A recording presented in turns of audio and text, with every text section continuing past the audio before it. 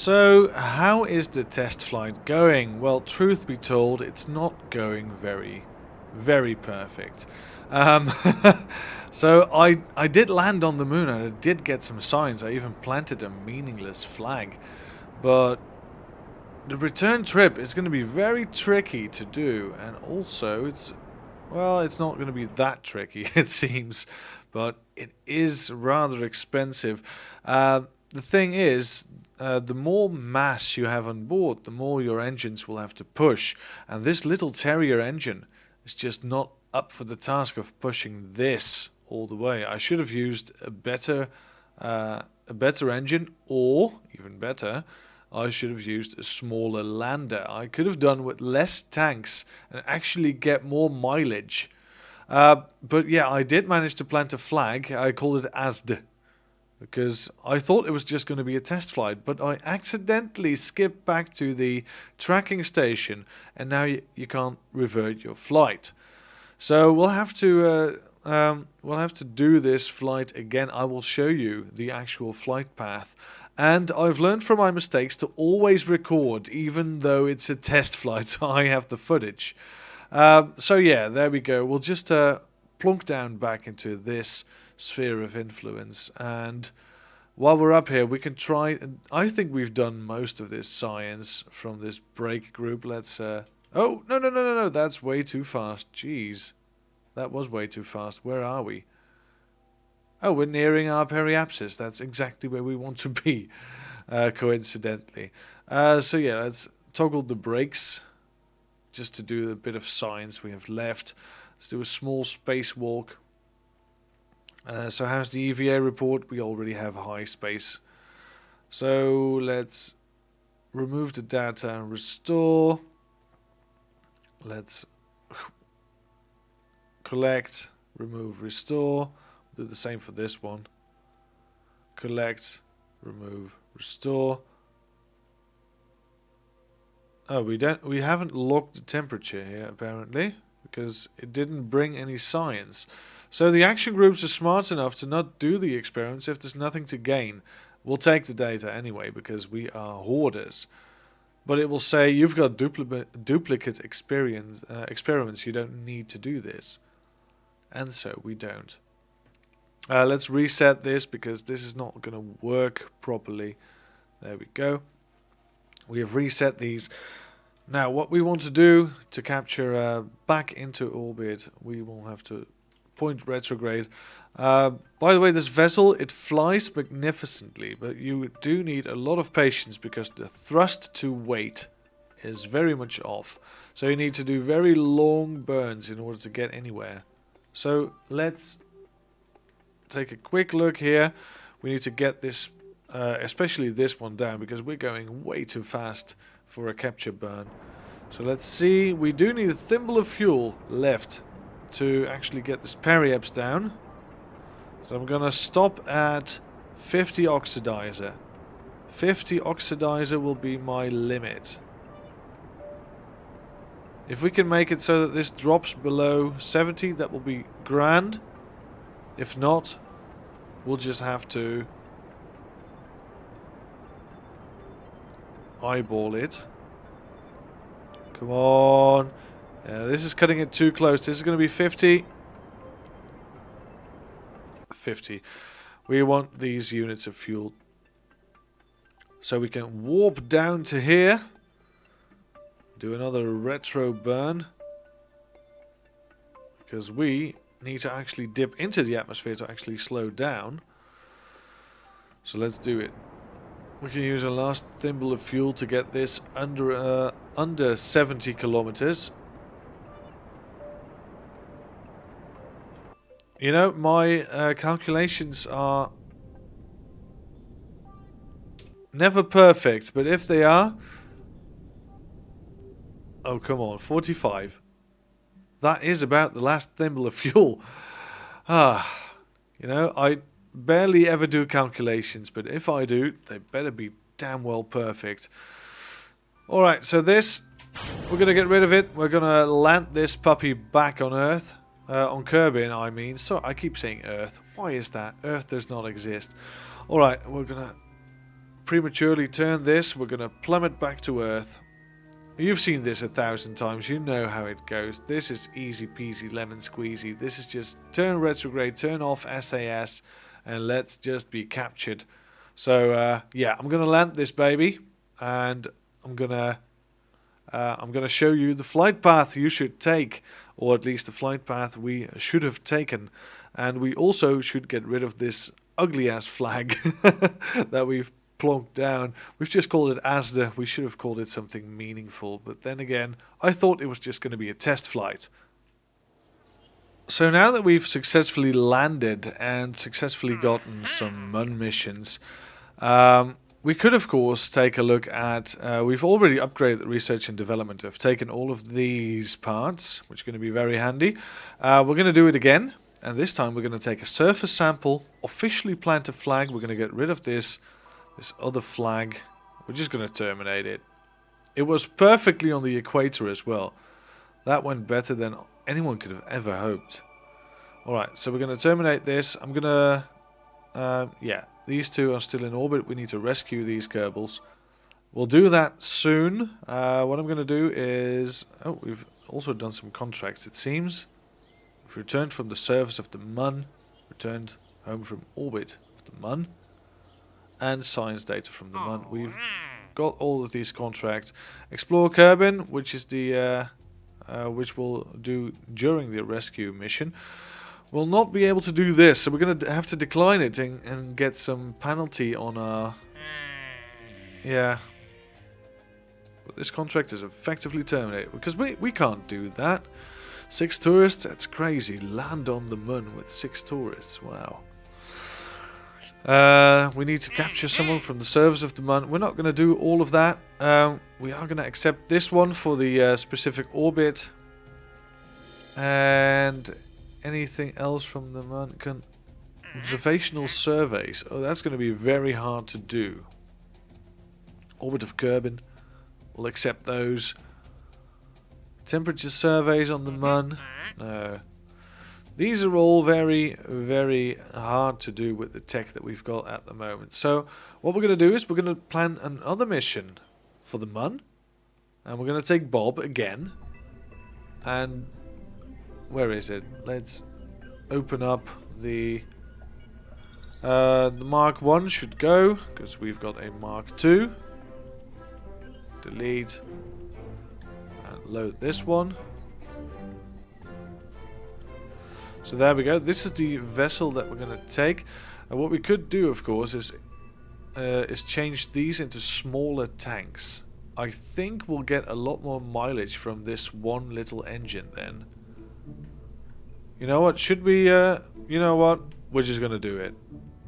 And to top it all off, I never did show you the this actual subassembly. So you can create a subassembly by grabbing a decoupler, dropping it there, and just saying, alright, this is going to be our start booster Mark 1, for instance. And you can say this will get a payload to the MUN and back. And now you will always know, if you just need something brought to the MUN and back, you can just grab this. You can skip the entire building phase. You can just grab this, put it somewhere down. It's great.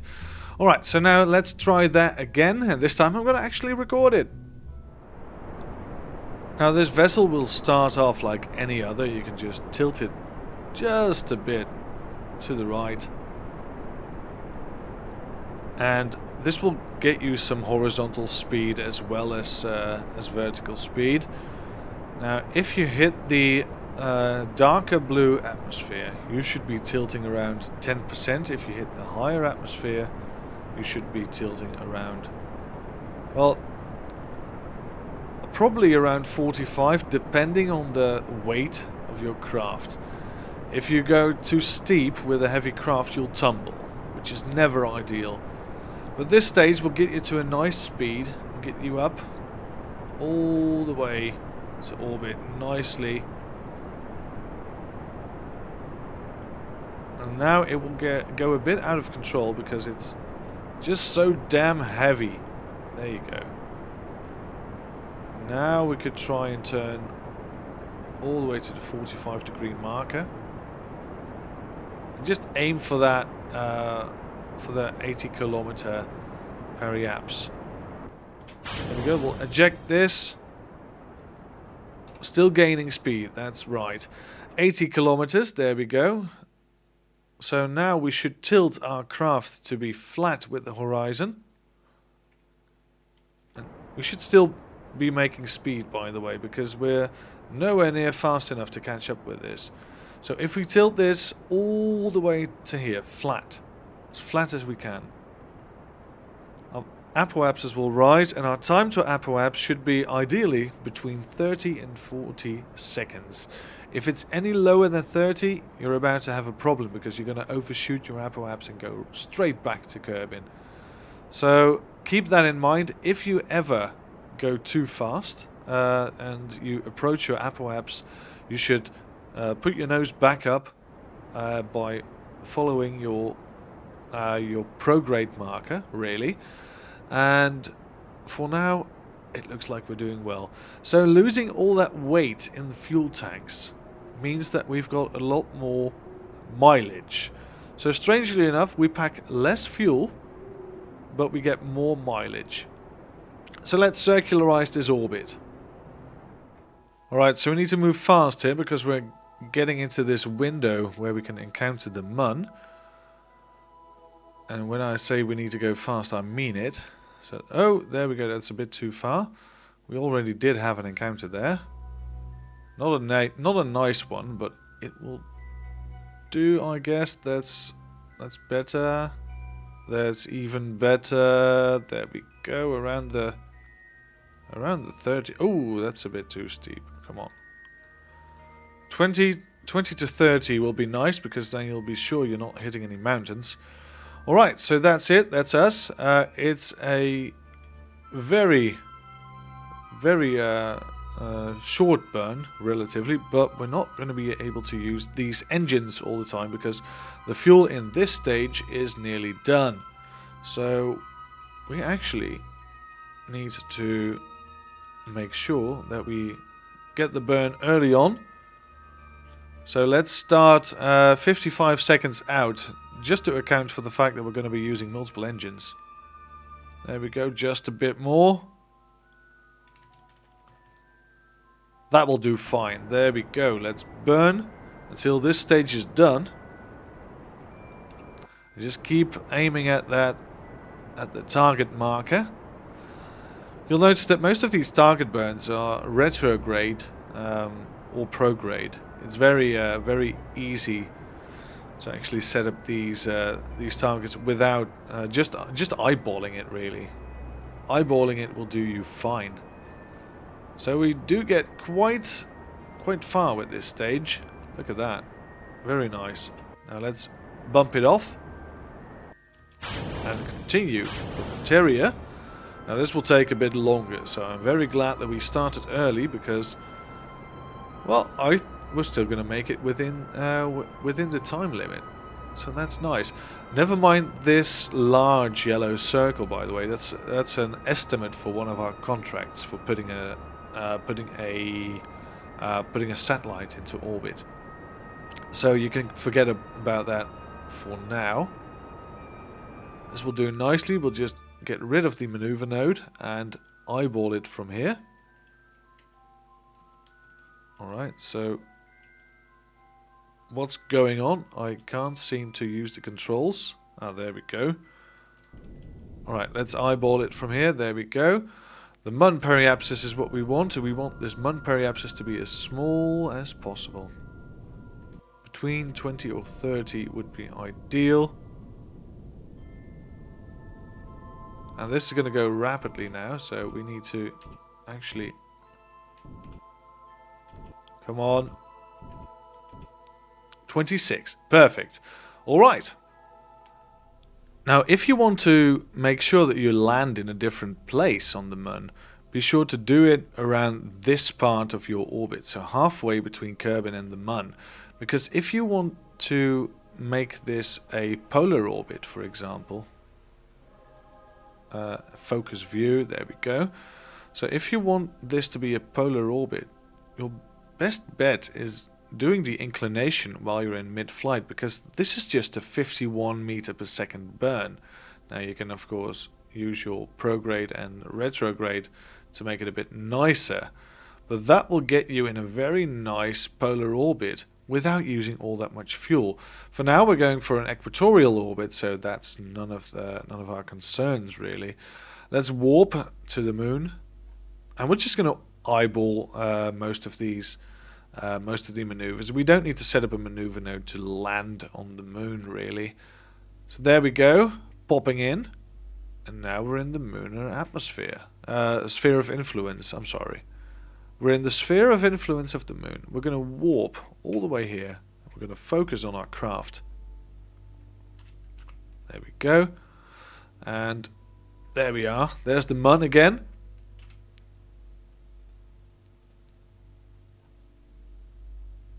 And we are going to go towards a periapse.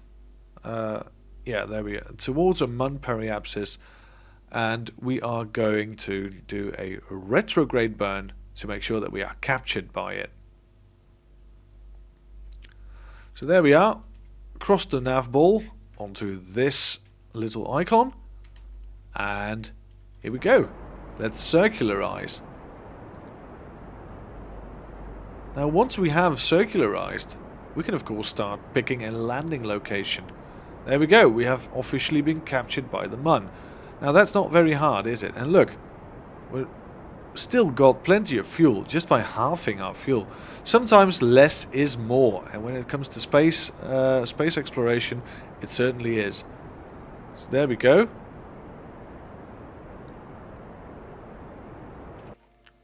So we have circularized, and we're going to land near our apoapse. So what we need to do is warp here. Do another retrograde burn to make sure our apoapse is lower and becomes our periapse.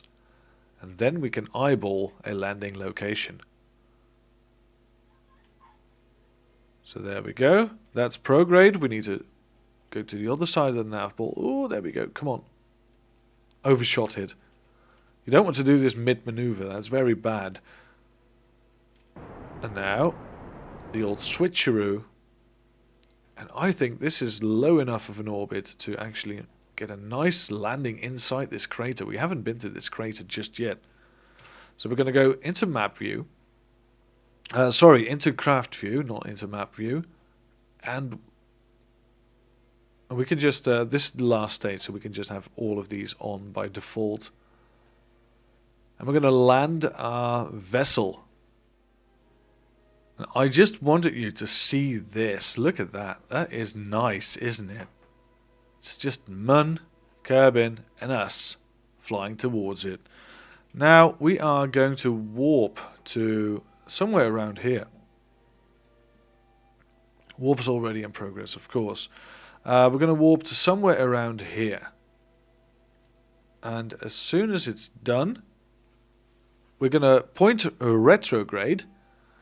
And we're going to slam the gears out as soon as we can. A couple of seconds left. So there's the big crater, see? Just over this hill. This is one of the biggest craters on the Mun. And we're going to land right into it, in it. So let's get the gears, let's get the lights. Let's turn a retrograde. And we can now simply burn. So what we want to do is get this line to be somewhere in the middle. Because of course you don't want to account for it too much to land exactly where you want, because the Mun also rotates. So if you want to land here, I suggest stopping about there. So now we are going to literally eyeball our landing location. So first of all, let's see if we got some science that we don't have yet. Not anything noteworthy, so we're going to reset all of these experiments. And we're going to get into a nice rotation. So yeah, I think the rotation we're in is nice enough actually. Yeah, let's just put it here. There we go. Now let's time warp to here. And we're about 5,000 meters out. We're gonna go retrograde because we need to slow down. Right now we're doing what's called a suicide burn because of course there's no air here, so we can't use parachutes. So we are doing a suicide burn. Now a real suicide burn would be very last minute. We've still got 5,000 meters to go, 4,000 and yeah, almost 4,000. So it's not really a suicide burn, but it has the same characteristics as a suicide burn. So we used, we almost used half the fuel that we have to get here. So I'm hoping this will be just as tight as an escape as it was last time, because we're going to be using a lot of that fuel to get up again. Now you want to throttle yourself back to around 50 meters per second surface speed, as that is very safe. And as soon as you can see your lights, or your shadow in this case, you want to throttle up and really push it towards the 10 meter per second boundary, because that's your landing gear's impact speed.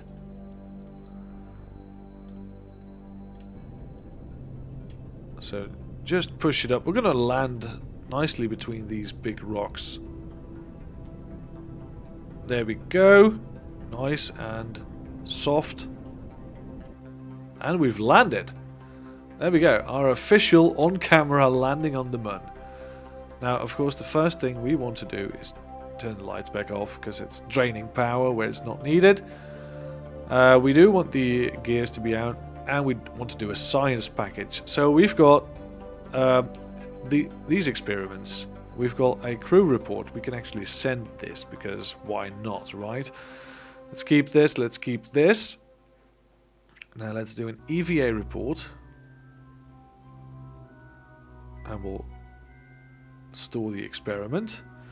We're going to take the data.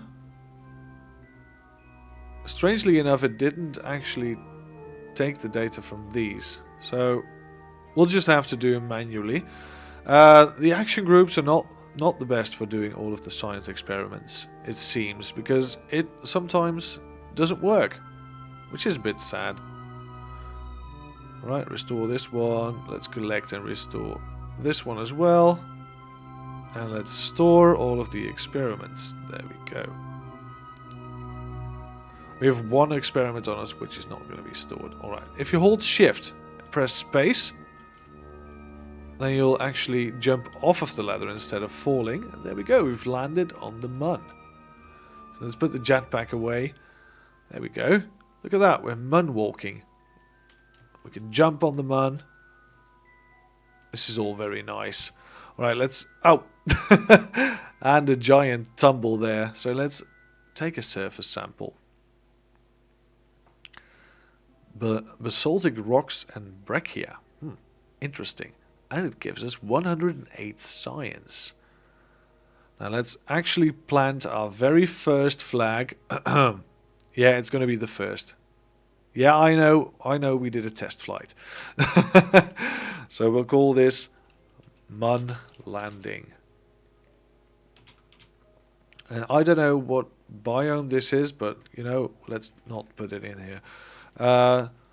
Official first landing. Official first landing. There we go. Now, let's pop on the jetpack by pressing R. And let's get back into the cabin. Let's store the experiments we have. And let's see if we still need the EVA report from the ground. Oh, the Mun's northwest crater. There we go. But anyway, we've got a couple of things that we don't, that we can't reuse, but that's fine. So now we need to get back up. And how do we go about doing this? We're luckily somewhere near the equator of the moon, so this is going to be fairly easy. we are going to go up and burn towards the 90-degree vector. So there we go. Let's throttle, and we can immediately turn because there is no atmosphere holding us back. So let's have a nice throttle and go towards the horizon. I think we'll clear anything that comes our way like this, but we'll have to see.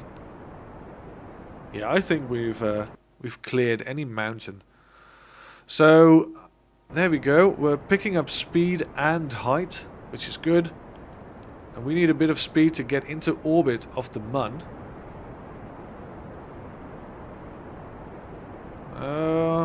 Yeah, we're doing fine, really. We're gaining speed on the apoapse, so that's good. If this was going down, you'd have a problem. But we don't like problems, so there we go. We've landed in one of the Mun's craters. Now, if you really want to maximize your efforts, which we do, we want to warp here. Oh, time warp stop. We cannot warp because we're under 5,000 meters. This is going to be a long, a long sit. And here we go. We've picked up some more science on the way. Let's see if we can't take another EVA report down here. The Mun's Highlands. There we go. We didn't have the Mun's Highlands yet. Now we need to burn prograde once more. Now that we're near the apoapse, let's burn it up. There we go. We've switched already, so we're in orbit. We're in safe orbit, rather. So now let's get back to Kerbin. So how do we go about doing that? We've done this with our moonshot, but we actually slingshotted thanks to our moonshot, so we didn't really need to do all of these maneuvers. This is one which we do want to have a maneuver for. If we go outwards, because we want to fall back to Kerbin, so we want to be slower than the Mun. So if we fall backwards about this way, you can have a faff around with this, because there's a lot of configurations depending on where the Mun is in relation to Kerbin. But if we go around this way, I think this is going to be the most effective one. It's not going to be a huge burn.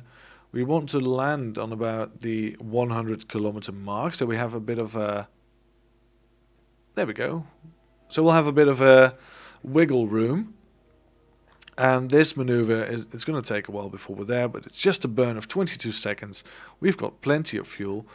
We need to warp around the planet. Sadly, we're not in a configuration where it's going to take a considerable... we're sadly in a configuration where it's going to take a considerable amount of time. Because if you're not high enough above the surface, you can't time warp fast. So I'm going to have to wait this one out. And there it is already. So if we now make a slow burn, let's not make it too fast, because this needs to be a precision burn.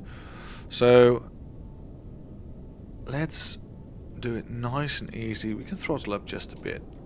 Just a bit.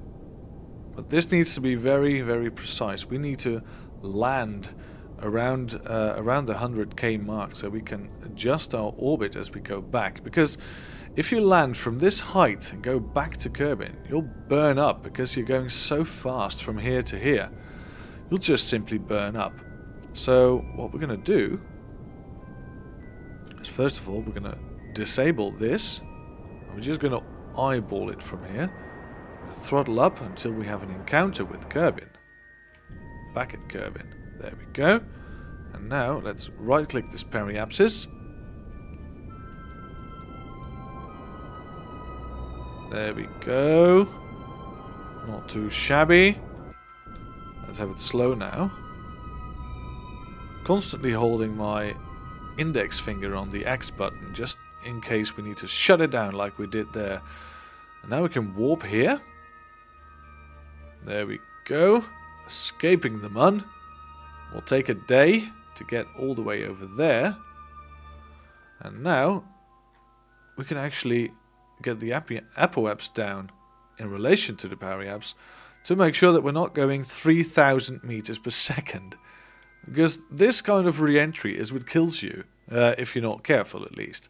If you have a nice shield underneath your craft and you've got boosters working against gravity and whatnot, you'll not have such a hard time.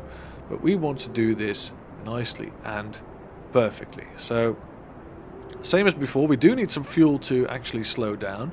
So we're going to wait until the, I'm going to guess the 25 mark should be enough to get this down to around 70. Or even lower, because we need to go to the 45 mark. There we go. Now, we're going a lot slower than before, so if we go to here, skip this part, and there we go. And for the last bit, we'll just slow our descent, go into a nice recapture, as we've done hundreds of times before. And because we've done it 100 times before, I'll not show it to you. I'll just show that we are going to boost towards here. There we go. And we're going to get into a nice 54. Oh god, I should have pressed X there. I pressed D on the keyboard. That's not the best, but I think we'll just make it fine. So let's get rid of this and let's turn that way, because that's the way we're going to enter. Let's turn off SAS. We'll time warp all the way there. Fall back to Kerbin. Look at that. Look at that beautiful planet.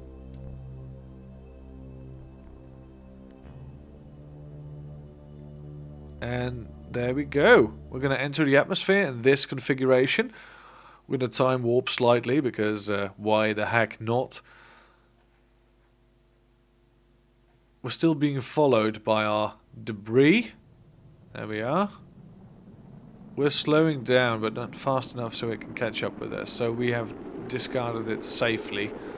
Luckily and safely. So we are just going to get captured. Our apoapse is diving right in. This is going to be a nice, nice ocean landing, it seems. And here I am, still showing the actual return. Yeah. Alright, there's a small island over there, never noticed. Never noticed. Alright, so, yeah, we've made it, basically. Oh, and with ease, relative ease.